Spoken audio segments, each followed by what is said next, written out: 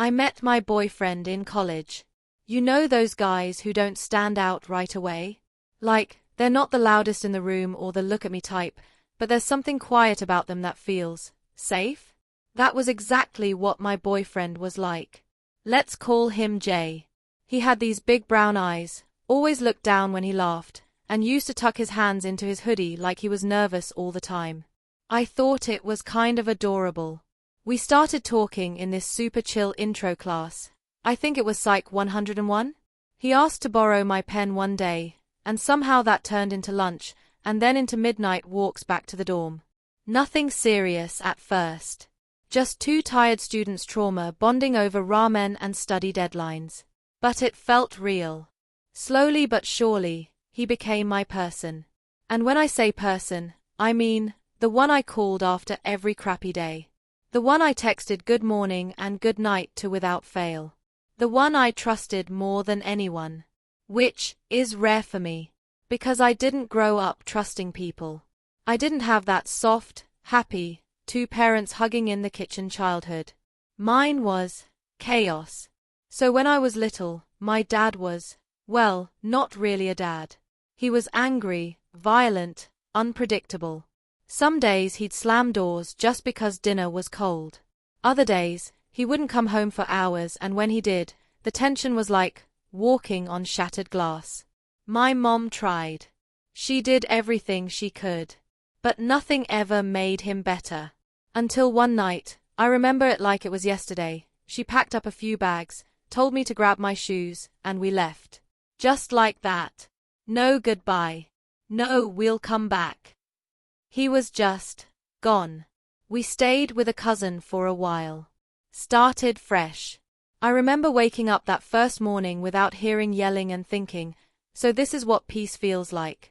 But it leaves something behind, you know? Even when things get better, you carry the fear, the shame, the what ifs. That's what trauma does. It sticks. Even when you're laughing. Even when you're in love. So when I started getting close to Jay, I was cautious. But eventually, I told him. Everything. I don't open up like that, ever. But I thought, he's different. He won't use this against me. He'll understand. And to his credit, back then, he did. Or at least I thought he did. I remember his exact words. He said, "You're not your father. You're brave for surviving all that. I'm proud of you." My heart melted. I was like, okay, maybe this is it. Maybe this is the person who won't run when they see the mess. I felt safe, seen, loved. We stayed together all through college. Moved in together after graduation. Started talking about the future. Where we'd live. What kind of dog we'd get. Whether we'd want kids. It was serious. But the one thing that never happened? I hadn't met his mom. At first, I didn't think much of it. She lived out of town. They weren't super close. He always said she was complicated. But over time, it started to feel weird. Like, I was good enough to live with, to plan a future with, but not good enough to meet his family. Every time I brought it up, he'd say stuff like, "It's not the right time," or "She's just really traditional," or "She's opinionated, I'm protecting you." Protecting me? Babe, from what? Anyway, flash forward to a few months ago, he finally tells me she's coming to visit. For a weekend. And I'm like, oh my God, finally. This is it. This is when she meets me and realizes her son's not dating some random. He's dating a woman with dreams, with her own place, who loves him deeply and makes a mean chicken Alfredo. So I do what anyone with people-pleasing tendencies and anxiety would do. I go all out. And when I say all out, I mean I plan that dinner like it was the Met Gala. I'm talking deep cleaning every corner of our place, fluffing pillows, scrubbing the bathroom sink like a crazy person. I went to 3 different stores just to find the exact type of garlic he said his mom liked. 3. The menu. Chef's kiss. Starter, light Caesar salad with homemade croutons. Yes, homemade, don't play with me. Main course, creamy chicken Alfredo from scratch, with roasted veggies on the side. Dessert, chocolate cake, and not just any cake. The one with ganache filling and a dusting of powdered sugar. That cake took me 3 tries. 3. I set the table like it was a wedding. Candles, cloth napkins, wine glasses, a tiny bouquet in the center, the whole Pinterest fantasy. And for me, I wore that red dress. You know the one, every girl has that dress. The one that hugs just right, shows just enough, and makes you feel like you own the room. He once told me I looked like a movie star in it. Before we go any further, do me a quick favor. Hit that like button, subscribe if you haven't already, and drop a comment below. Have you ever been in a situation like this? I want to hear your thoughts. Alright, let's get back to it. I thought, tonight is going to be the start of something beautiful. Like, this was the night I would officially become part of his family. But when they walked in, the vibe was off immediately. The night I thought would bring us closer. The night everything fell apart. The doorbell rang right as I was fixing my lipstick. I ran to the mirror one more time, checked my hair, took a deep breath, and smiled at myself. I felt proud. Nervous, yes, but proud. I had done everything I could to make this night perfect. I walked to the door. He opened it before I could, and there she was, his mom. She was shorter than I imagined. Her hair was pulled back tight, her lips were pressed together like she wasn't used to smiling. She looked around the room like she was searching for something to judge. "Hi," I said, with my biggest smile. "It's so nice to finally meet you." She nodded. Not a smile. Not a "nice to meet you too." Just nodded. Then walked past me. My stomach dropped a little, but I tried not to show it. Maybe she was just tired. Maybe she had a long trip. I kept telling myself not to overthink. I turned to him. He gave me a weak smile. Not his usual smile. This one felt fake, tight, uncomfortable. The first sign. Anyway, I led her to the dining table. I had set it so beautifully. Gold-rimmed plates, folded napkins, candles flickering gently. The food smelled amazing. The music played softly in the background. She looked at the table, then at me. You tried," she said. "Tried?" Again, I smiled. "I hope you're hungry. I made everything myself." She didn't answer. Just pulled out a chair and sat. Dinner started quiet. Too quiet. I kept trying to break the silence. I asked her how her trip was, if she liked the wine, what she did for work. Her answers were short, dry, cold. And every time she said something rude or dismissive, he stayed silent. That hurt the most. Because he was supposed to speak up. He was supposed to protect me like I had trusted him to. But instead, he just sat there, nodding, chewing, drinking. Like this wasn't weird at all. At one point, she asked me where my parents lived. I told her about my mom, how we lived close, how we talk almost every day. Then she asked about my dad. I froze. This wasn't something I liked talking about, especially not at dinner with someone I was trying to impress. But I saw him look at me across the table, and I thought, okay, maybe it's time to be honest. Maybe if she sees I'm not hiding anything, she'll respect me. So I said, my mom and dad split up when I was a teen. My mom raised me alone. My dad wasn't a good person. She raised her eyebrows. What do you mean, not a good person? She asked. I hesitated. He was abusive. The table went silent. My boyfriend, still nothing. Not a word. Just looking at his plate. She let out a little laugh. Like the kind you make when you hear a joke you don't find funny. Then she said, "Ah, so that's where the anger in your eyes comes from." I blinked. Sorry. She leaned in a little, her tone calm but cutting.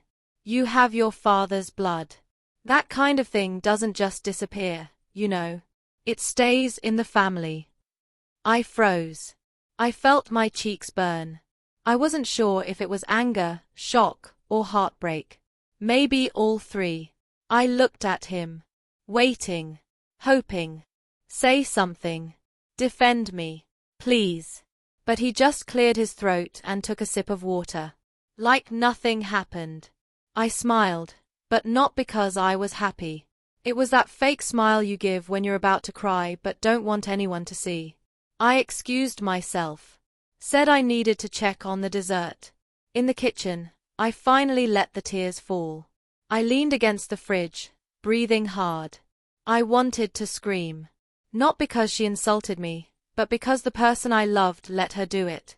After a few minutes, I wiped my face, fixed my mascara, and went back out. I told myself I'd finish the night with grace. I would not let her win. I served the cake. No one said thank you. She took one bite and pushed the plate away. Too sweet, she said. I wanted to disappear. After dessert, she stood and said, "We should be going. It's late." I nodded. He got up, grabbed his coat, and walked her to the door. I stood back, unsure if he was coming back inside or leaving too. He looked at me one last time before stepping out and said, "We need to talk. But later." Then the door closed. And I was left alone. In the dress he once loved. In the apartment I had cleaned for hours. Surrounded by dirty dishes and the scent of food no one appreciated. I sat on the couch, staring at the flickering candles. I felt small. Used. Betrayed. Not just by her, but by him. He knew my story. He knew how much courage it took to share that with him. He knew I was scared of being judged. And still, he sat there and let it happen. That dinner was supposed to be a step forward. But instead, it felt like a giant slap in the face. And the worst part? I didn't even know the real heartbreak was still coming. That night, after they left, I didn't sleep. I laid on the couch, still in my dress, makeup half smudged, just staring at the ceiling. My phone stayed on the table. Silent. No calls. No texts. I kept telling myself maybe he needed time. Maybe he was trying to talk to his mom first, settle things. I mean, we've been together for 4 years. You don't just walk away from that after one awkward dinner, right? By morning, I hadn't even closed my eyes. My face was stiff from dried tears. My back hurt from sleeping on the couch, or should I say not sleeping. Around 9 a.m., I finally got a text. Just one line. "Can I come over? We need to talk." My stomach flipped. That phrase. We need to talk. I hate it. It's like a warning. Like when you hear that, you already know something bad is coming. Still, I replied, "Okay." I tried to freshen up. Washed my face, brushed my teeth, tied my hair up into a bun. I didn't bother with makeup. What for? He showed up an hour later. No flowers. No coffee. Not even a hug. He walked in like he had something heavy on his chest, like he had been practicing this moment in his head over and over. I stood there, arms crossed, waiting. And then, he just said it. "I think we should break up." Just like that. No build-up. No soft words. No "I love you" but nothing. I blinked. My ears rang. Like my brain couldn't understand the words. "Why?" I asked. My voice cracked. "Is it because of last night?" He sighed, like this was hard for him. "It's not just last night," he said. "It's everything. My mom, she thinks we're not a good match. She said you might be carrying anger. That, it's in your blood." I felt my heart stop. "So because my dad was abusive, you think I will be too?" He avoided my eyes. "She just sees signs." And, when she told me that, I started thinking about things. Times when you snapped, or got emotional, or were a bit intense. "I was human," I snapped. "I trusted you with my past. I told you things I've never told anyone. And you used it to build a case against me. He stayed silent. My voice shook now. You know how scared I was to open up to you. How long it took me to feel safe. I told you about my dad because I wanted you to understand me. Not judge me. Not twist it into some sick prediction. He didn't defend himself. Not once. That's when I knew it. He had already chosen. He didn't come here to figure things out. He came here to leave. But it gets worse. I asked him, so what now?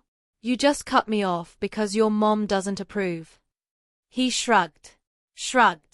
Then he said, family is important. I can't be with someone my mom doesn't accept. Wow. Not, I'm sorry. Not, I wish things were different. Just that. You know what the most painful part was? It wasn't even that he left. It was how small he made me feel before doing it. It was how he took the deepest, most painful part of my life, my abusive dad, and let someone use it as a reason to throw me away. I wasn't loud. I wasn't rude. I wasn't broken. I was healing. But healing takes time. And instead of standing beside me, he looked at my scars and said, nah, too messy. He walked to the door, paused, and said, I'll always care about you. I just don't think we're right for each other anymore.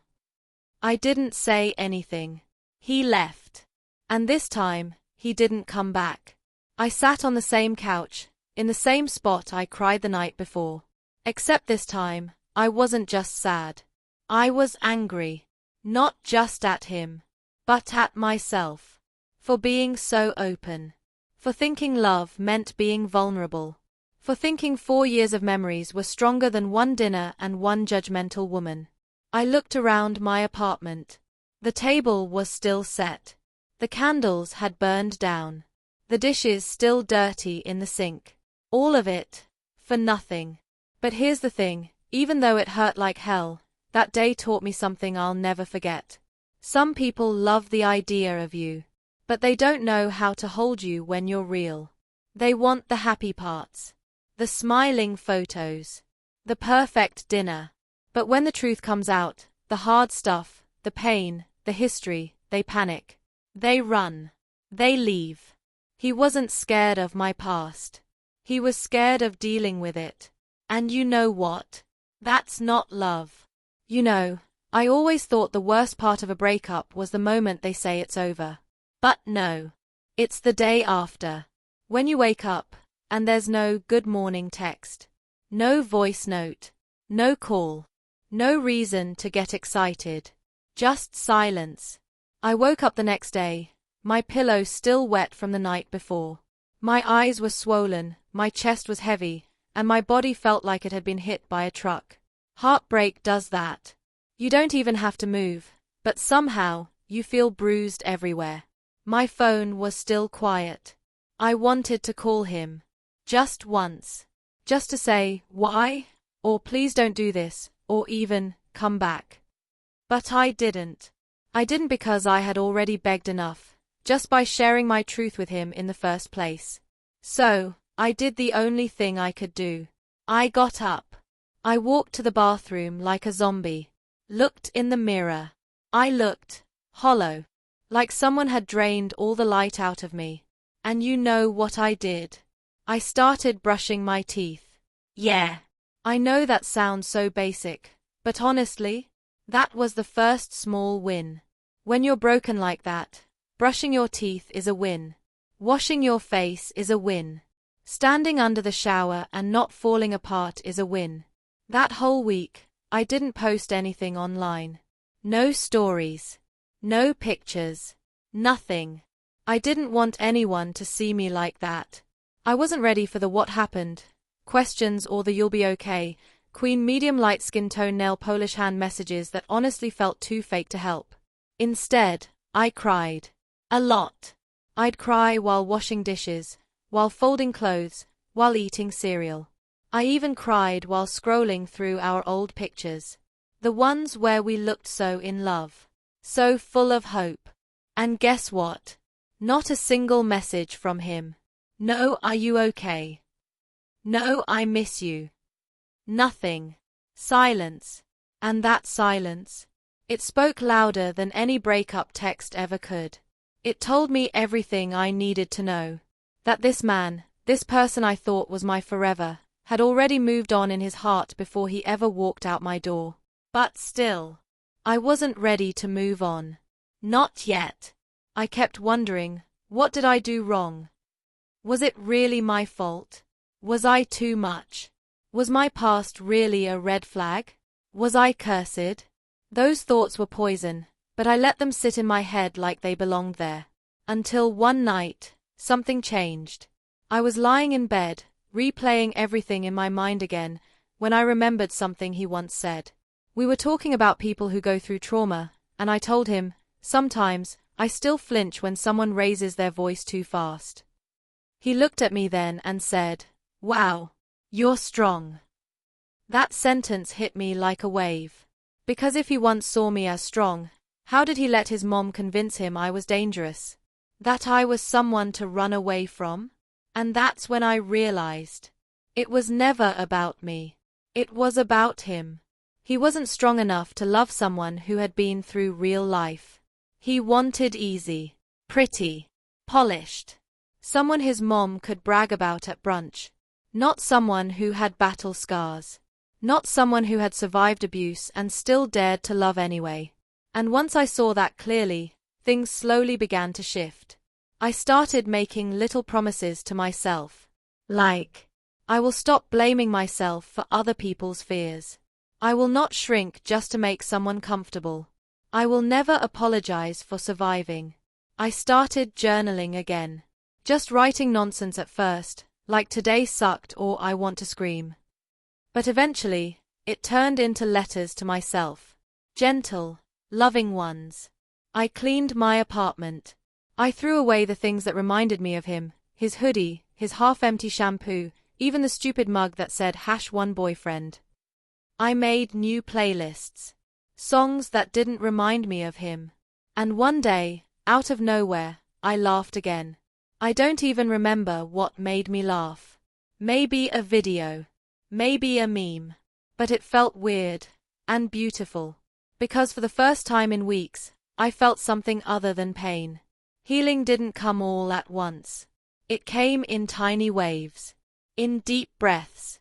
In going to the gym. In new routines. And little by little, I started choosing me again. No, I wasn't over him. Not yet. You don't just forget someone who held your hand through 4 years of your life. But I was learning how to live without him. And that's brave. Because moving on isn't forgetting someone. It's remembering your worth even when someone else forgot it. I didn't expect to see him again. I mean, why would I? We had just ended things. I was doing my best to heal, living my life without him, and the thought of running into him never crossed my mind. But life is funny, right? It happened on a random Saturday, just when I was starting to feel like myself again. I had decided to take a walk in the park. I was tired of being indoors all the time, surrounded by old memories. So, I threw on a hoodie, grabbed my headphones, and went out. I didn't have a clear plan, but it felt good to be out in the fresh air.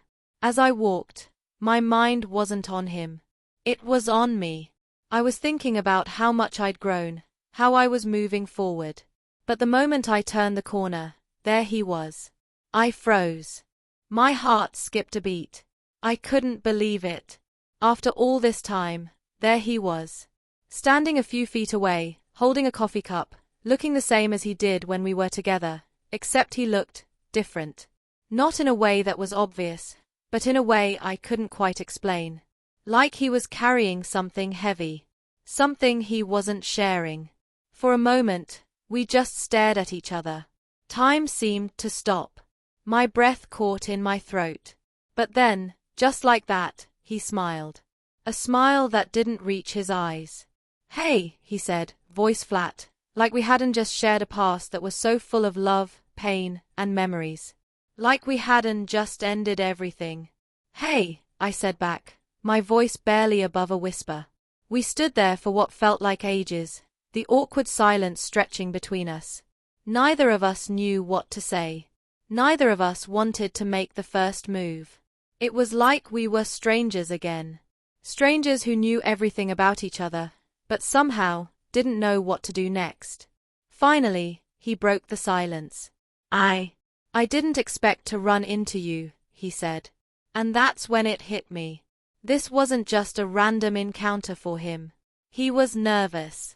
He was awkward. And I saw something in his eyes. Regret. A lot of it. I wasn't sure what to say. Part of me wanted to walk away, to pretend I hadn't seen him. But I also knew I couldn't just pretend like everything was fine. So I spoke. Yeah, didn't expect this either. He nodded, glancing down at his shoes for a second. It was almost like he was searching for the right words, but they weren't coming. The longer I stood there, the more I realized something. He wasn't the same person he was when we were together. Sure, he looked the same. But there was a weight to him now. A sadness that hadn't been there before. Look, he started, his voice a little shaky. I've been thinking about everything. About how things ended. I couldn't help but laugh. It wasn't a happy laugh. It was a laugh that came from the realization that, after everything he had put me through, he was the one now doing the thinking. Really? After all this time, you're thinking about it now? I said, my tone a little sharper than I intended. But I couldn't help it. He seemed to flinch at my words, but he didn't back down. I know I messed up. I know I hurt you. And I'm sorry for that. I raised an eyebrow, crossing my arms. Sorry. I repeated. Is that it? He sighed deeply, like he was carrying something heavier than he could handle. No. It's not just sorry. I've been trying to figure out what went wrong. I should have listened to you more. I shouldn't have let her get in my head like that. I shouldn't have walked away. I could feel my heart pounding in my chest. But I couldn't let it show. Not anymore. He had already walked away once, and I couldn't go through that again. Why are you telling me this now? I asked, my voice quiet but firm. What do you expect me to do with this? He opened his mouth like he wanted to explain, but nothing came out. There were a million things he should have said. But instead, he just stood there, looking like he was waiting for me to make it all better. Like I was supposed to just forgive him and pretend everything was okay. But I wasn't that person anymore. I've moved on, I said, my words deliberate. I'm not waiting for you to figure things out. I don't need your apology. I needed it when we were together. I needed it when you chose your mom over me. But now, it's too late. He didn't speak. He just stood there, like he didn't know what to say. His eyes were filled with something. Guilt? Regret? Sadness? I wasn't sure. But I couldn't look at it for too long. And then, in a small, quiet voice, he said something that made my stomach twist. I miss you. For a second, I almost believed him. His voice cracked when he said it, and part of me wanted to reach out, to tell him it would be okay. That maybe, in another life, we could have worked things out. But I knew deep down that wasn't my life anymore. I looked at him one last time, standing there, holding his coffee cup like it was the only thing keeping him together. But it wasn't enough. I miss the person I thought you were, I said, my voice steady, even though I was shaking inside. But I'm not that person anymore. And neither are you. And with that, I turned around and walked away. I didn't look back. I couldn't. The walk back home felt different. It was like the air was lighter. Like, for the first time in weeks, I didn't feel weighed down by regret or questions about why things had happened the way they did. For the first time in a long time, I felt like I could breathe. I had seen him again. I had heard his apology. And you know what? It didn't matter anymore. He wasn't the person I needed. He wasn't the person I deserved. And I wasn't the same person I was when we first met. I wasn't the girl who was afraid to speak up, afraid to stand up for herself. I wasn't the girl who put someone else's happiness before her own. No. I was stronger now. The next few days were slow, but something changed inside of me. I spent time with my friends. I started picking up hobbies I'd left behind. I went for walks, cooked meals, and laughed more than I had in months. And I felt this warmth growing inside of me, not because I was with someone, but because I was with myself. The hardest part of any breakup isn't the pain. It's realizing that you can't wait for someone to come back, to change, or to fix things. The hardest part is learning that you have to fix yourself, on your own. And that was exactly what I did. I started to trust myself again. I started to love myself again. And slowly, I began to heal. I realized that I didn't need him to move forward. I didn't need to explain myself or beg for understanding. All I needed was to be kind to myself. To remember that I'm worthy of love, the right kind of love. The kind that doesn't come with conditions or ultimatums. Over time, I stopped looking back. And it felt good. It didn't mean I forgot him. No. I'll always have those memories, those moments. But they don't define me. I am more than my past, more than the pain, more than the love that wasn't meant for me. And as I closed that chapter of my life, I opened a new one where I was the protagonist. One where my story was still being written, but this time I was writing it. And it was going to be amazing. And there you have it. The story of how I learned to let go, how I found strength in the silence, and how I finally realized I didn't need anyone to complete me, because I'm already whole. If you're going through something similar, remember this: you are strong. You are worthy. And you don't need anyone to validate that. The right people will come into your life, but most importantly, you need to believe in yourself first. I hope my story helped you. If it did, don't forget to hit that like button, subscribe, and share it with someone who might need to hear this today. And if you've gone through something similar, let me know in the comments. I love hearing your stories and how you're healing, too. Until next time, take care of yourself. Be kind to yourself.